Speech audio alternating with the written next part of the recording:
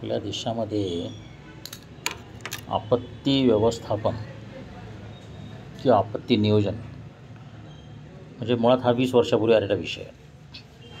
खरं म्हणजे निसर्गाच्या आपत्ती या कोणाच्याही नियंत्रणाबाहेर असतात. परंतु जी सुनामी आली त्याच्यानंतर सगळं जग जागं झालं आणि मग अनेक प्रकारचे प्रयोग सुरू झाले. वाजपेयींच्या काळामध्ये राष्ट्रीय आपत्ती व्यवस्थापन नॅशनल डिझास्टर मॅनेजमेंट NDRF जे आहे रेस्क्यू त्याचे कॅबिनेट मंत्र्याचा शरद पवारांनी दिला होता आणि ते यांनी सुरुवात केली होती या विषयाची. आता आपल्या देशात काय होतं की कोणत्याही गोष्टीचा सायंटिफिक अभ्यास न करता डेटा गोळा न करता त्यासाठी लागणारे प्रोक्युरमेंट, त्यासाठी लागणारं बजेट, त्यासाठी लागणारे प्रयोग हे न करायची मानसिकता असल्यामुळे आपण कमीत कमी डॅमेज कसा होईल आणि कोलॅटरल डॅमेज कसा कमी होईल आणि कंट्रोल कसं करता येईल विषयाला ह्याच्यावर आपण कामच करत नाही. जगामध्ये आता आपल्याकडे मुंबईची तुंबई दरवर्षी होते. यावर्षी झाली तर लोक म्हणाले बघा दुबईत पण पाणीच असलं, बघा न्यूयॉर्कमध्ये पण असं झालं, बघा कलकत्त्यात असं झालं. हे सगळं हास्यास्पद आहे. मुळात आपत्ती व्यवस्थापनाचा अर्थ तरी मला लोकांना कळला की याच्यात शंका आहे. सामान्य माणसामध्ये तर जागृती नाहीच आहे, तो सोडूनच ते विषय.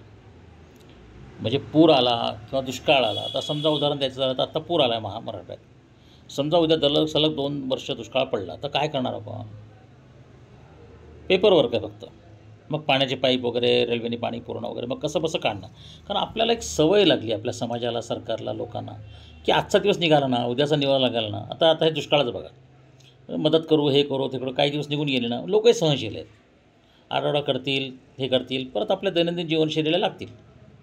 ज्याला हिशोब करायचे, कोणा सरकारवर टीका करायची तो करून घेईल, लोकांची इमोशनल ट्रिगर करेल, सरकार थोडी मदत करेल, काही स्वयंसेवी संस्था पुढे येतील. आता मी लातूरमध्ये जेव्हा भूकंप झाला 30 सप्टेंबर 1993 मला स्वामीजींनी तिथे पाठवलं. मी फक्त 28 तासामध्ये तिथे पोहोचलो आणि उदगीर का उमरगा मला आठवत नाही, उदगीरच बहुतेक. डॉक्टर महाजन होते तिथून. मग टीम सगळ्या रवाना होत होत्या. तेव्हा काही सुविधा पण नव्हत्या. प्रवीण परदेशी तेव्हा कलेक्टर होते लातूरचे, सोलापूर लातूरचे, आणि शरद पवार मुख्यमंत्री होते. मी 15 दिवस पहिले काम केलं. मग दत्तक घेतली मुलं तिथली, मग आश्रमात आणली, तिथे मदत पोचवली. मग त्याच्यानंतर तिथे स्वयंसेवक म्हणजे खूपच हाल झाले तिथे. आजच्या काळात काही व्हॉट्सअप मदत काही नव्हतीच. आणि मग म्हणजे हे जे काही आपल्याकडे प्रश्न, आग लागल्या तर काय करायचं, किंवा अचानक दहशतवादी हल्ला झाला तर काय करायचं, हे जे आपत्ती म्हणजे काय, डिझॅस्टरमध्ये कोणत्या कॅटेगरी येतात, डिझॅस्टरच्या वेळेस मानसिकता कशी असली पाहिजे, आणि मग सगळ्यात महत्त्वाचा भाग याच्यामध्ये असा आहे की डॅमेज किती कमी करता येईल. बरं, डॅमेजचे फोरकास्ट करता येईल का? आता एक मध्ये उत्तराखंडमध्ये एक लोक अडकले होते याच्यामध्ये, त्या पाईप ह्याच्यामध्ये आपल्या भुयारामध्ये. तर आपण फोरकास्ट करू शकतो का? म्हणजे समजा 1000 प्रकारचे डिझॅस्टर येऊ शकतात. कोणत्या भागात कोणते फोरकास्ट आणि प्रोबॅबिलिटी पोटेन्शियलिटी जास्त आहे, तर इथे स्खलन होऊ शकतं, भूस्खलन. इथं नदीचा प्रवाह बदलू शकतो.